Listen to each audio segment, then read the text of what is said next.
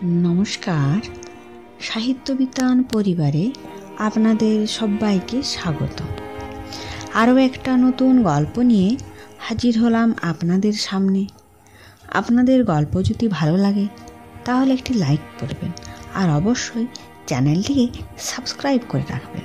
আর হ্যাঁ, কমেন্ট করতে ভুলবেন না যেন, কারণ প্রথম 5 জন কমেন্টকারীর নাম আমরা পরবর্তী গল্পে শোনাব।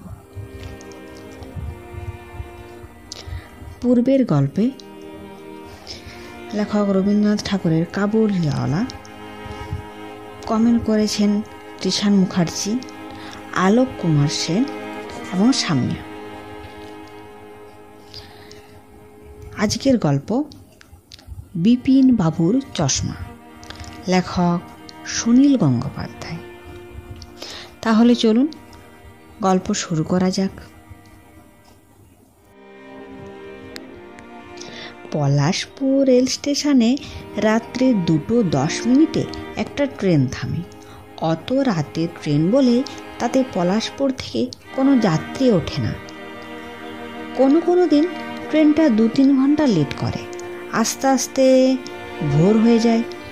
কে সারা রাত স্টেশনে বসে থাকতে চায়? হঠাৎ বিশেষ প্রয়োজনে রতনকে কলকাতা যেতেই হবে, তাই সে ওই ট্রেনের টিকিট কিনেছে। বেশি রাত হয়ে গেলে সাইকেল রিক্সা পাওয়া যায় না, তাই সে রাত 12টার মধ্যে স্টেশনে চলে এলো। ফার্স্ট ক্লাস ওয়েটিং রুম, আর কেউ নেই। বেশ হাত পা ছড়িয়ে থাকা যায়, ইচ্ছে করলে বইও পড়া যায়। এই সময় স্টেশনটাকে ঘুমন্ত মনে হয়। কুলি কিংবা পানবিড়িওয়ালারাও এখানে ঘুমায়। রতন একখানা বই খুলে পড়ছে। এই সময় দরজা ঠেলে একজন মাঝবয়সী লোক ঢুকল। পাজামা আর পাঞ্জাবি পরা, চোখে মোটা ফ্রেমের চশমা, মাথায় অল্প টাক। লোকটিকে একটু যেন চেনা চেনা মনে হলো, কিন্তু কোথায় দেখেছে মনে করতে পারল না রতন। সে আবার বই পড়তে লাগলো। একটু পরে লোকটি গলা খাঁকার দিয়ে রতনের কাছে এসে পড়ে বলল, আমি কি আপনার কাছে একটু বসতে পারি? রতন একটা চামড়ার ব্যাগ এনেছে, সেটা তার পায়ের কাছে রাখা। ব্যাগটার দিকে একবার চোখ বুলিয়ে নিয়ে সে বলল, হ্যাঁ বসুন না। যদিও মনে মনে সে একটু অবাক হল। এত বড় ঘর, অনেকগুলি চেয়ার থাকতেও লোকটি তার কাছে এসে বসতে চায় কেন? লোকটি বলল, রাত্রির বেলায় একা একা থাকতে আমার ভয় করে। আমি বিপিন চৌধুরী, আগে মেমারি কোর্টের জজ ছিলাম।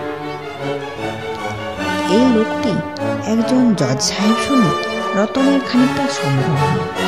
জজদের অত ক্ষমতা, ইচ্ছা করলে মানুষকে জেলে ভরে দিতে পারে, এমনকি ফাঁসিও দিতে পারে।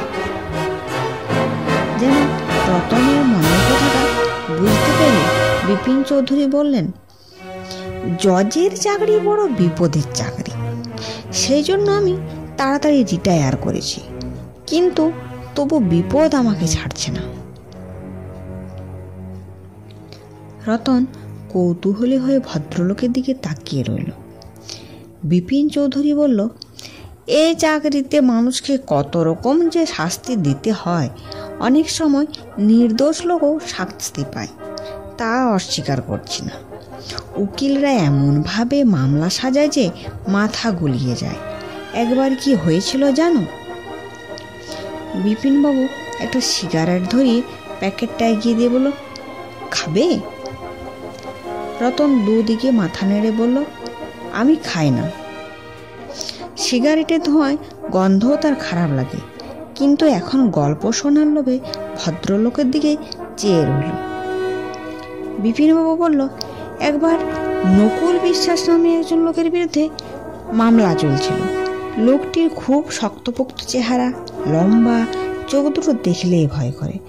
ওর নামে খুনের মামলা। রাগের মাথায় এক বন্ধুকে খুন করে ফেলেছে, তাও খুব বিভৎসভাবে। একটা পাথর দিয়ে ঠুকে ঠুকে মাথাটা একেবারে ছাতু করে দিয়েছে। লোকটি অবশ্য অস্বীকার করেছে নিজের দোষ, বারবার বলেছে যে পুরো ব্যাপারটাই নাকি সাজানো, মেরেছে অন্য এক বন্ধু, ওর নামে দোষ চাপিয়েছে। এমন কথা তো অনেকেই বলে। 7 জন লোক সাক্ষী দিল নকুলের বিরুদ্ধে। ওর বাড়িতে একটা রক্তমাখা জামাও পাওয়া গেছে। নকুলকে ফাঁসির হুকুম দিতেই হলো। তখন নকুল রাগের চোটে কাঠগড়া ধরে ঝাঁকাতে লাগলো। আমার দিকে হিংস্রভাবে তাকিয়ে চেঁচিয়ে বলল, জজ সাহেব, তুমি আমাকে বিনা দোষে ফাঁসিতে পাঠাচ্ছ, তোমায় আমি ছাড়ব না। একদিন না একদিন ঠিক এসে তোমার গলা টিপে মারবো, আমার হাতেই তুমি মরবে। রতন জিজ্ঞেস করলো, লোকটির কি সত্যি ফাঁসি হয়েছিল? অনেক ফাঁসির আসামি তো ছাড়াও পেয়ে যায়। বিপিনবাবু বলল, নকুল ছাড়া পায়নি, আপিল করেছিল, সুবিধে হয়নি। 1 বছর বাদে নকুলের ফাঁসি হয়ে গেল। কেউ তার ডেড বডি নিতে আসেনি, তাই জেলের লোকরাই পুড়িয়ে ফেলে। নকুল কিন্তু আমার পিছু ছাড়েনি। আমি চাকরিতে ইস্তফা দিয়ে অন্য জায়গায় চলে এসেছি, তাও। রতন বলল, তার মানে সে মরে গেছে, তবু কি করে? বিপিনবাবু বলল, তার আত্মা অন্য মানুষের রূপ ধরে আসে, 2 বার আমার গলা টিপে ধরেছে। রতন এবার হেসে উঠে বলল, ভূতের গল্প? আপনি বুঝি ভূতে বিশ্বাস করেন? বিপিনবাবু বিমর্ষভাবে বলল, আগে করতাম না, এখন তো বিশ্বাস না করে উপায় নেই। 3 বার সে আমায় আক্রমণ করেছে। অন্য লোকজন এসে পড়াতেই আমি বেঁচে গেছি। রাত্রে আমি একা একা কোথাও যাই না। নেহাত আমার মেয়ের অসুখের খবর পেয়ে। রতন বলল, এখানে ভূত আসবে না, আপনার চিন্তার কিছু নেই। বিপিনবাবু হাত দিয়ে পাশে কি যেন খুঁজতে লাগলো। আপন মনে বলল, চশমাটা কোথায় গেল? চশমাটা কোথায় রাখলাম? রতন বলল, ওই তো পাশে চেয়ারে রেখেছেন। বিপিনবাবু এবার চশমাটা পেয়ে চোখে লাগিয়ে বলল, চশমা ছাড়া কিছু দেখতে পাইনি। একবার নকুল এসে গলা টিপে ধরার পর থেকে চোখ দুটো বেশি খারাপ হয়ে গেছে। এই সময় আর একজন লোক ঢুকলো, রোগা পাতলা চেহারা, সঙ্গে কোনো মালপত্র নেই। বসলো গিয়ে একটু দূরের চেয়ারে। বিপিনবাবু ফিসফিস করে বলল, সাবধান, এ হতে পারে। রতন জিজ্ঞেস করলো, আপনার সে নকুলের বয়স কত ছিল? বিপিনবাবু বলল, 42। রতন বলল, এর তো অনেক কম বয়স, 30-এর বেশি হবে না। বিপিনবাবু বলল, তাতে কি, নকুলের আত্মা ওর শরীরে ঢুকে পড়তে পারে। রতন অবিশ্বাসের হাসি দিয়ে নতুন লোকটির দিকে আর চোখে তাকালো। নিতান্তই নিরীহ চেহারা, তবে ফার্স্ট ক্লাসের যাত্রী বলে মনে হয় না। লোকটি ওদের উদ্দেশ্যে বলল, ট্রেন বোধহয় লেট হবে, আপনারা ঘুমিয়ে নিতে পারেন। রতনের অবশ্য ঘুমোবার একটুকুও ইচ্ছে নেই। সে আবার বই খুলল। নতুন লোকটি একটু পরে বাথরুমে যাবার জন্য উঠে দাঁড়ালো। সেদিকে কয়েক পা গিয়ে ঝপ করে পড়ে গেল মাটিতে। মুখ দিয়ে গুঁ গুঁ শব্দ হতে লাগলো। মির্গি রুগীদের এরকম হয়। রতন লোকটির কাছ দিয়ে জিজ্ঞাসা করল, কি হলো আপনার?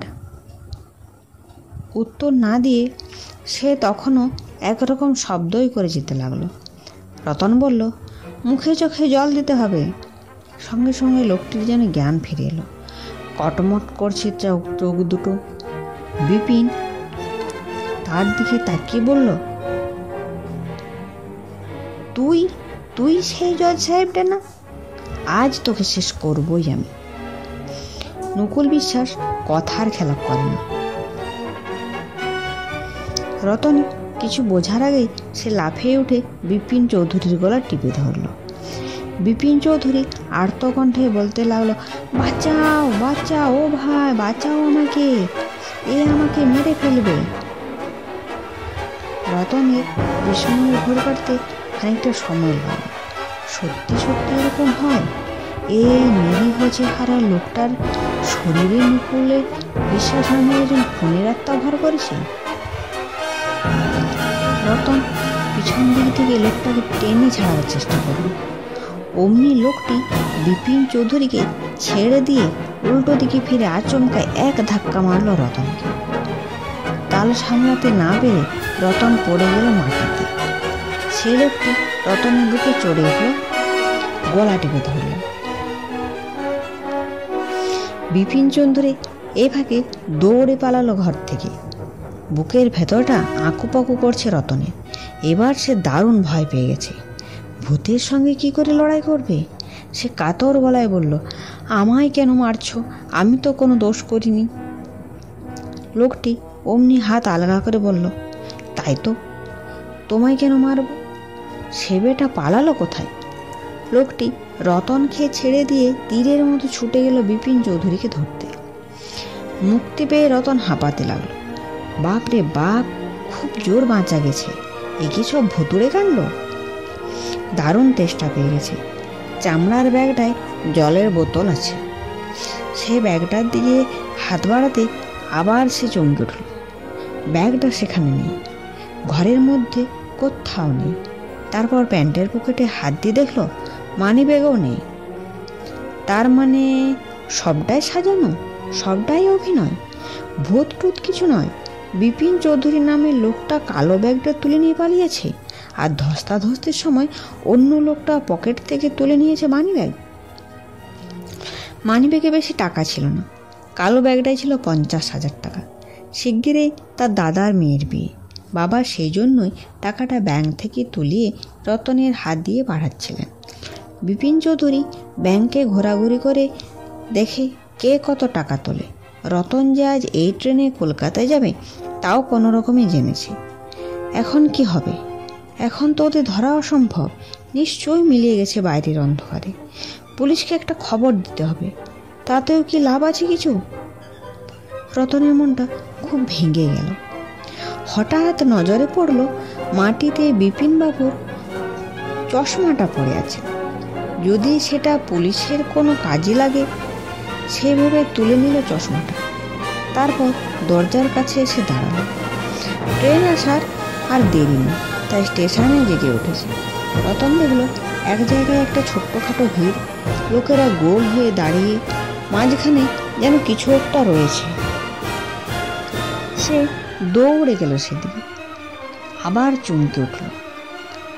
মাটিতে পড়ে আছে বিপিন চৌধুরী নামের সে লোকটি, পাশেই তার চামড়ার কালো ব্যাগটা।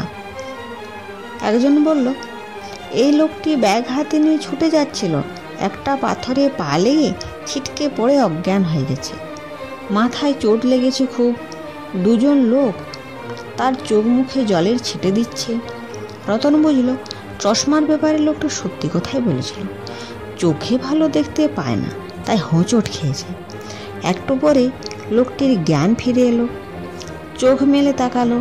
ভিড় ঠেলে একেবারে সামনে গিয়ে রতন চশমাটা দোলাতে দোলাতে বলল, এই যে নকল জল সাহেব, তোমার সত্যিকারের নামটা কি বলো তো? লোকটি হাও মাও করে কেঁদে উঠে বলল, আমার নাম নকুল বিশ্বাস। আমাকে আর যায় শাস্তি দাও, ফাঁসি দিও না।